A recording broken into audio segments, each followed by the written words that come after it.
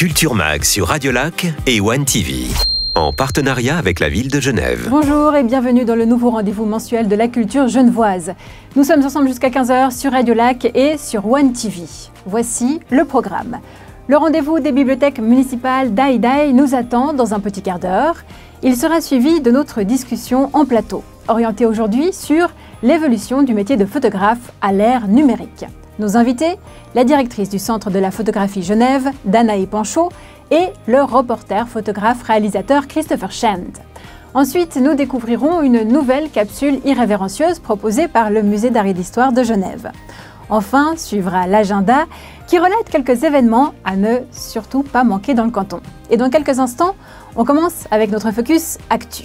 Il met en avant un spectacle de danse inclusive qui a lieu au musée de l'Ariana. L'une de ses créatrices, Marussia Ernroth, est avec nous en studio pour en parler. Culture Mag sur Radio Lac et en multidiffusion sur One TV. Genève, ville de culture. Le sujet d'actualité ouvre cette émission.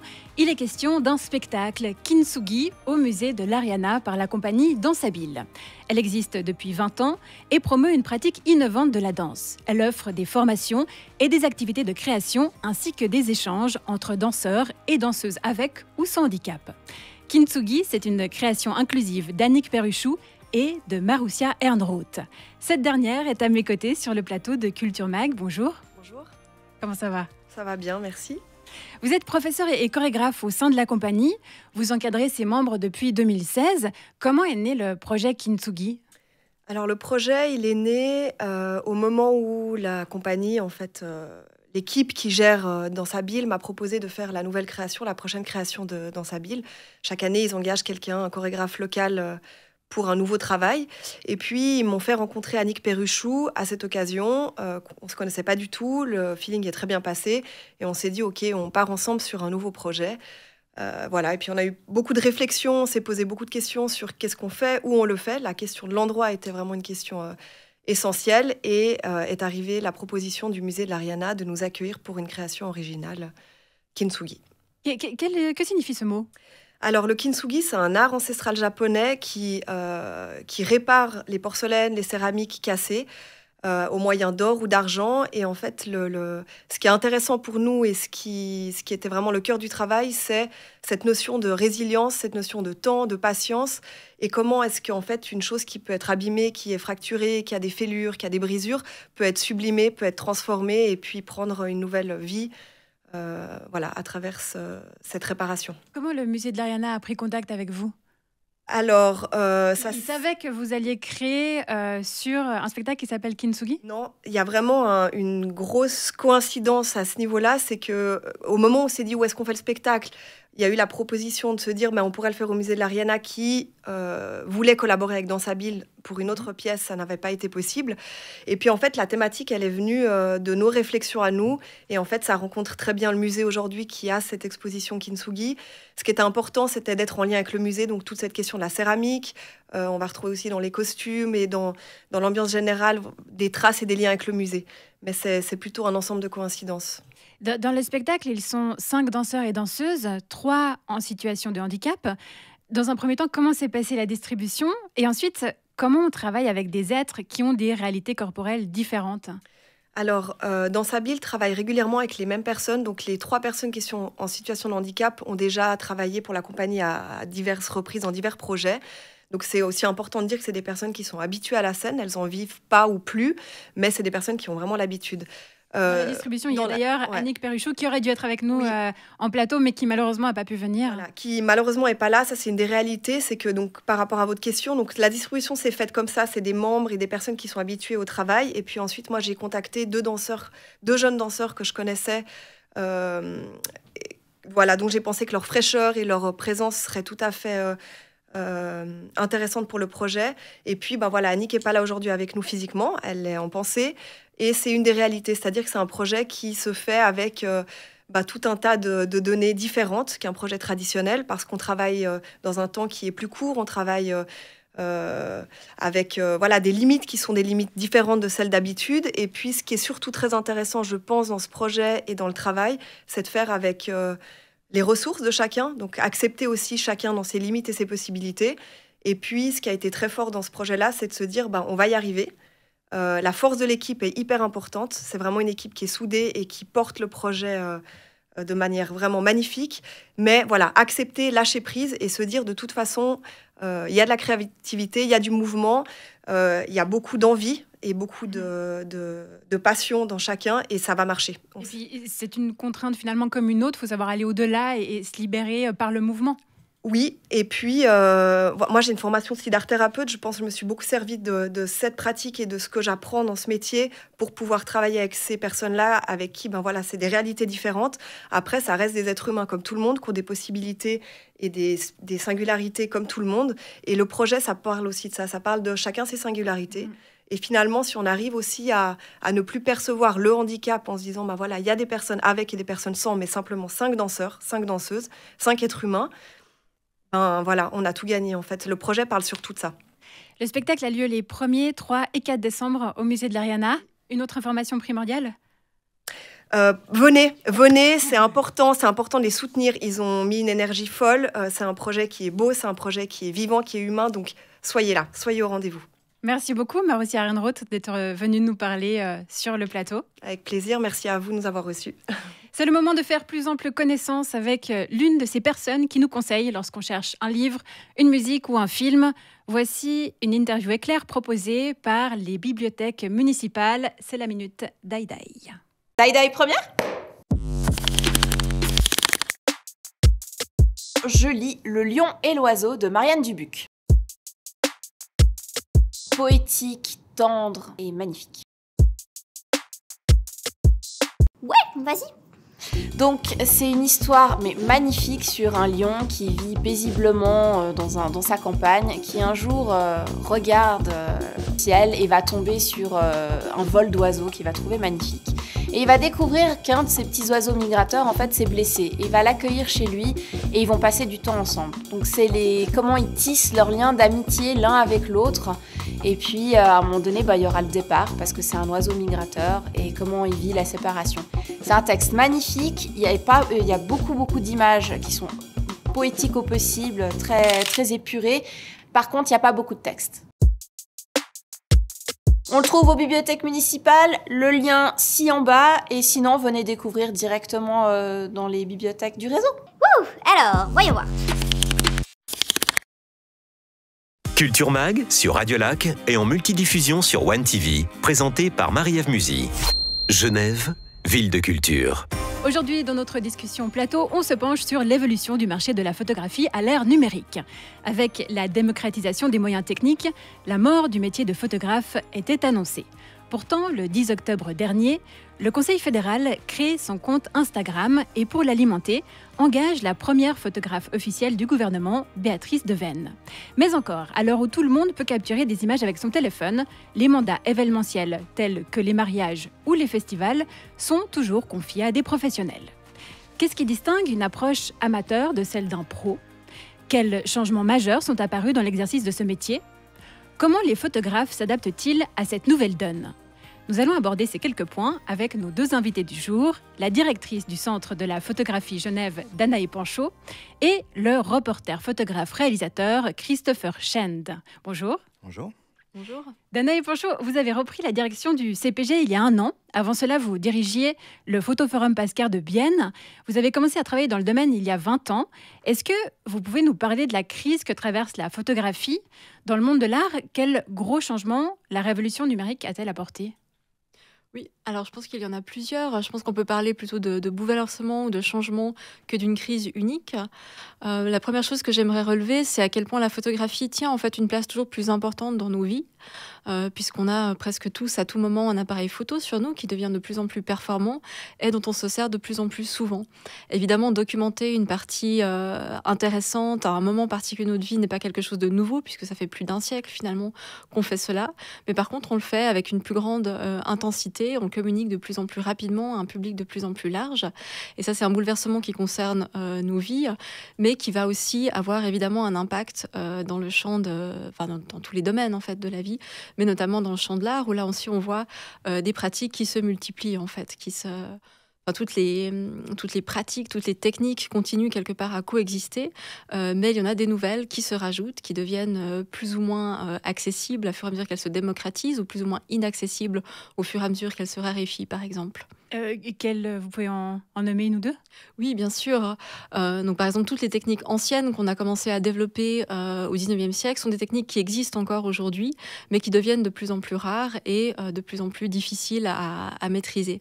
Parce que voilà, on ne peut plus le faire de manière aussi simple, aussi courante qu'à l'époque. Par exemple, pouvoir faire ces développements argentiques, couleurs soi-même. Voilà, on n'a plus que quelques laboratoires qui sont disponibles en Europe, alors que c'était plus fréquent. Mais à l'inverse, d'autres techniques deviennent beaucoup plus accessibles. On peut faire imprimer un livre en un seul exemplaire. On a une multiplicité de papiers qui sont disponibles, par exemple. Christopher Shand, comme Danae l'a dit, tout le monde prend des photos. Qu'est-ce qui différencie votre travail du flot d'images prises par tout un chacun qui défile sur nos écrans ? Rien. Non, disons que c'est incroyable parce que tout le monde maintenant a effectivement la capacité d'être un photographe, ou du moins d'avoir un œil photographique. Et effectivement, surtout le smartphone, maintenant ce qu'il est convenu d'appeler le camphone, a vraiment changé la donne parce que tout le monde a cet œil photographique et peut diffuser. Effectivement, c'est vraiment la seconde révolution numérique, c'est la diffusion quasi instantanée des contenus. Je pense que plus que l'outil, c'est peut-être l'usage vraiment qui a évolué. Avec les plateformes, Flickr pour commencer, Instagram et TikTok, etc. Mais comment vous vous démarquez du coup ? Est-ce que ce serait par exemple par l'angle, par l'intention que vous mettez dans la photo que vous prenez ? C'est ça. Donc pour moi, il y a cette posture un peu aristocratique du photographe qui veut que lui va maîtriser tous ses paramètres, à savoir l'ouverture, l'obturation, la sensibilité du capteur. En fait, c'est pas vraiment ça. C'est plutôt cette intention, cet angle. Par exemple, là, je m'adonne à une expo qui va être faite pour les Bains des Paquis, du cheminement d'une goutte d'eau du Valais jusqu'en Méditerranée, et le fait de raconter une histoire, d'aller chercher un projet, enfin le projet en fait, à l'origine de cette expo, peut-être va me différencier d'un amateur. Au Centre de la photographie Genève, vous proposez une approche non hiérarchique qui n'oppose pas les grands maîtres aux amateurs. Comment vous choisissez les artistes que vous exposez ? C'est quoi une belle photo ou une bonne photo pour vous ? Alors, je pense que ma définition, finalement, elle rejoint aussi celle que l'on vient d'entendre, au sens où je pense qu'effectivement, ce qui va différencier pour moi un professionnel ou un artiste d'une personne qui a une pratique plutôt amateur, comme je l'ai moi-même à titre personnel, ça n'est pas forcément une question de maîtrise technique ou d'avoir la caméra la plus perfectionnée, mais c'est effectivement ce que tu as appelé un angle, c'est-à-dire un point de vue particulier, une histoire spécifique à raconter et qui va être présentée d'une manière cohérente entre les images, le langage visuel, ce que la personne souhaite exprimer. Pour moi, c'est ça qui va faire qu'un projet va m'interpeller, m'intéresser. Et puis effectivement, le nom de la personne qui le signe est pour moi quelque chose qui n'est pas forcément la première accroche. Je ne cherche pas forcément à avoir les plus grands noms possibles au centre de la photographie, mais des histoires qui vont être uniques, qui vont être convaincantes et qui vont pouvoir aussi s'adresser à un public plutôt large. Merci beaucoup pour ces détails. La discussion continue dans quelques instants. Culture Mag sur Radio Lac et One TV avec Marie-Ève Musy, en partenariat avec la ville de Genève. Christopher Shand, vous avez été nominé et lauréat des prix Photo Suisse 2018 et 2019. Les personnes qui nous regardent sur One TV peuvent voir quelques-uns de vos clichés qui ont été sélectionnés. Comment vous choisissez vos sujets ? C'est vrai qu'il y a peut-être un engagement humain. Par exemple, l'un de ces reportages, c'était la traversée des Alpes à la frontière entre l'Italie et la France par des réfugiés d'Afrique de l'Ouest. Donc il y avait cette volonté un peu de montrer une situation humaine extrême dans un environnement extrême. C'est plutôt ma spécialité, les situations on the edge en général. Donc, et ce que j'aime bien aussi des fois, c'est peut-être le côté pervers, je dirais, de la photo reporter, c'est de trouver quelque chose d'artistique dans une situation humaine limite. À ce sujet, Danae Panchaud, quand vous avez repris la direction du CPG, vous souhaitiez explorer la zone entre expression artistique et documentaire, car, je cite, « Il se trouve là des interstices intéressants où s'exprime toute la complexité et l'ambiguïté de la photographie ». Alors, est-ce que vraiment il existe une différence, puisqu'on vient d'entendre Christopher Shand qui disait que lui, il cherchait aussi à mettre de l'artistique dans ses photos de reportage ? Alors je pense qu'effectivement, on n'est plus dans une époque où on peut séparer complètement les deux sphères. Il y a beaucoup de pratiques qui se trouvent entre les deux. D'ailleurs, les musées d'art aussi commencent à présenter de plus en plus, au cours des 20 dernières années, je dirais, de la photographie qu'on aurait considérée avant comme relevant strictement du photojournalisme ou du documentaire. Donc c'est des sphères entre lesquelles il y a beaucoup d'échanges. Et je pense que c'est assez représentatif de notre programmation au Centre de la photographie. On a effectivement beaucoup de projets qui touchent à des questions ou à des thématiques sociales qui peuvent concerner plusieurs personnes, enfin de nombreuses personnes, mais qui sont traitées aussi sous un angle très personnel. C'est le cas par exemple de l'exposition que nous venons d'ouvrir, une exposition d'Acosia Victoria Adusanya, qui parle de la recherche climatique en Patagonie. Donc là tout de suite les images qu'on a en tête évidemment ce sont les grands bateaux, des équipes. Behold the Ocean. De l'exposition. Voilà, Behold the Ocean, absolument. Donc voilà, les images qu'on a en tête de la recherche climatique, celles qu'on voit dans les médias, sont très différentes de celles qu'on présente, qui ont une certaine nature documentaire. Elles ont été faites sur place pendant une exposition, mais elles nous montrent des aspects complètement inattendus de la recherche. La vulnérabilité, la fragilité, les inégalités, le danger, qui est très différent évidemment quand on est 10 sur une petite coque de noix en bois que quand on est à bord d'un très grand bateau, beaucoup plus safe, d'une très grande équipe de recherche, par exemple. Christopher Chen, est-ce que vous vous définissez comme militant ? Oui, moi, ce qui m'a amené à la photo, c'était... j'étais en école d'ingénieur en agriculture, et puis j'ai tout laissé pour étudier la littérature, puis ensuite me lancer dans la photo, pour sensibiliser les gens aux micro-détails dans la vie. Pour moi, lorsqu'on est sensible à la beauté dans les détails, on est sensible, enfin, on respecte la nature, on respecte aussi l'humanité. Les reportages en terrain de guerre ou dans les montagnes, etc., en font partie pour montrer des situations limites qui peuvent être néanmoins belles. Dans la nature, vous faites beaucoup de macros, c'est juste ? Des macros, du paysage aussi, de la photo drone, parce que c'est ça aussi la révolution digitale, de pouvoir multiplier les angles. Et alors, ce qui a aussi changé ces dernières années, c'est la manière dont les chaînes de télévision mandatent ou pas leurs journalistes à l'étranger. À savoir, avant, ils envoyaient beaucoup plus facilement des photographes ou des reporters. Maintenant, c'est vous qui les approchez en freelance. Comment ça se passe ? Eh ben, typiquement, lorsqu'on est allé en Ukraine avec le prix Albert Londres 2020, prix de la littérature, là, pendant la guerre, à 2 semaines du début de la guerre, on y allait sans savoir vraiment si on allait vendre quoi que ce soit. On avait des contacts, certes. On a fini par publier chez Marianne, l'Obs et puis à la RTS. Mais aucun de ces médias voulait nous mandater au préalable parce que ça leur coûte très cher. Parce que, dans le cas de la RTS, ils ont déjà des équipes sur place. Pas partout, mais voilà. Donc, ils ne veulent pas prendre un risque des assurances, etc., qui à terme... coûterait trop cher. Alors, ça, pour moi, c'est ce qui a vraiment changé avec le numérique, c'est le prix par la photo, le prix par la vidéo, parce que je fais les deux, notamment avec l'indexabilité des photos. Donc tous ces mots-clés qui font que une fois qu'elle est postée sur Twitter ou lorsqu'elle est postée dans des banques d'images, on peut chercher par thème une illustration instantanée d'un événement. Donc c'est à la fois une chance pour le journalisme, mais effectivement, c'est une grande concurrence pour le photographe ou le réalisateur. Très bien, merci beaucoup pour ces détails. Danae Panchaud, est-ce que vous souhaitez ajouter quelque chose sur l'exposition Behold the Ocean avant qu'on se quitte ? Voilà, absolument. Donc je dirais que c'est une écriture visuelle qui est vraiment très très spécifique. Elle a aussi une manière de travailler, puisqu'on parlait de la révolution entre le numérique et le digital. C'est quelqu'un qui a travaillé justement en argentique principalement, qui a fait tous les tirages de l'exposition dans un laboratoire couleur, donc qui apprécie aussi ce côté expérimental, pas complètement maîtrisable, finalement, qui est aussi le propre de ces méthodes analogiques. Versus le digital qui permet une maîtrise complètement différente, qui est très appréciée par évidemment énormément de photographes et d'artistes. Mais là, on est dans une situation où il y a aussi un goût pour le côté expérimental, imprévisible, le matériau aussi qui ne se laisse pas toujours faire exactement comme on le souhaiterait, ce qui reflète aussi la manière dont la science est faite aussi finalement d'accidents et aussi très tributaire de conditions qu'on ne peut pas maîtriser. Merci beaucoup pour ces détails qui donnent envie d'aller voir l'exposition. Merci Christopher Chen et Danae Panchaud pour cet échange.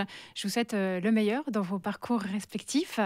Nous allons passer maintenant à une capsule irrévérencieuse. Il y a 2 semaines, l'établissement proposait une performance de mapping spectaculaire et scientifique sur sa façade.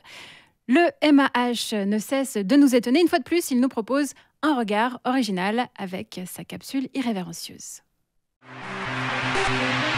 La capsule irrévérencieuse du mât, le musée d'art et d'histoire de Genève. Bonjour, aujourd'hui nous partons à la rencontre d'Apollon Soroctone.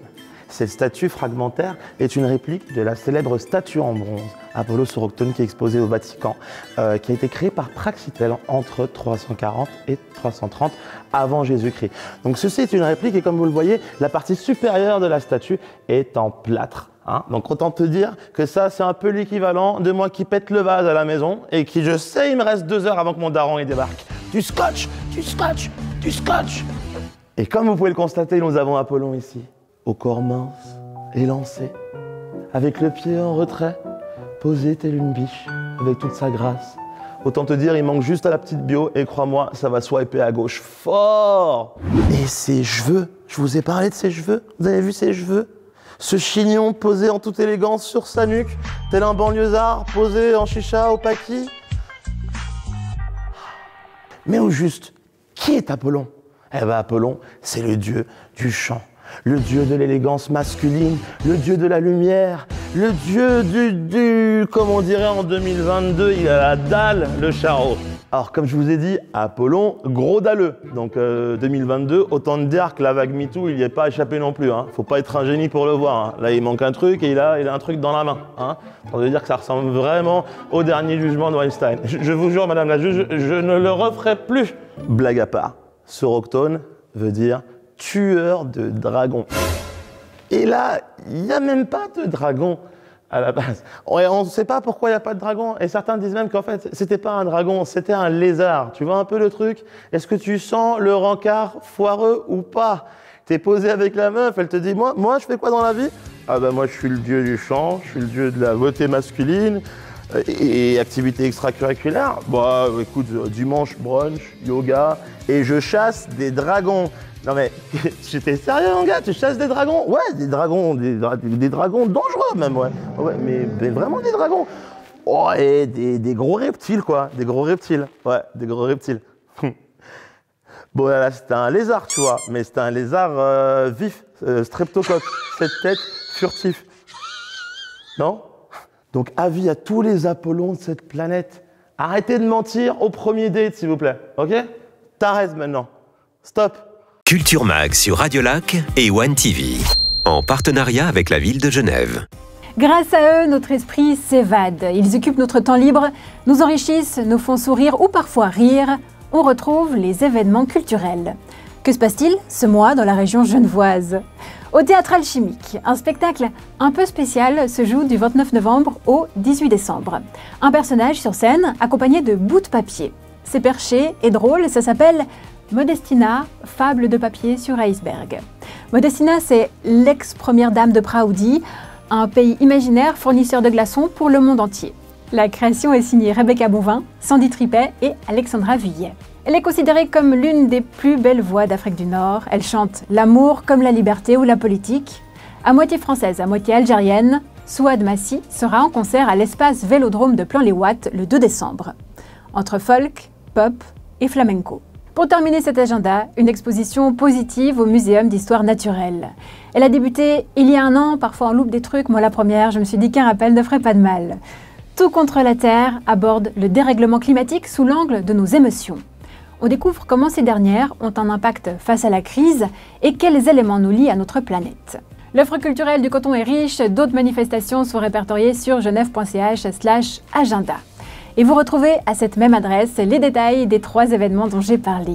Culture Mag sur Radio Lac et One TV, en partenariat avec la ville de Genève. L'épisode 2 de Culture Mag touche à sa fin. Merci de nous avoir suivis. À la réalisation, c'était Noah Sherman.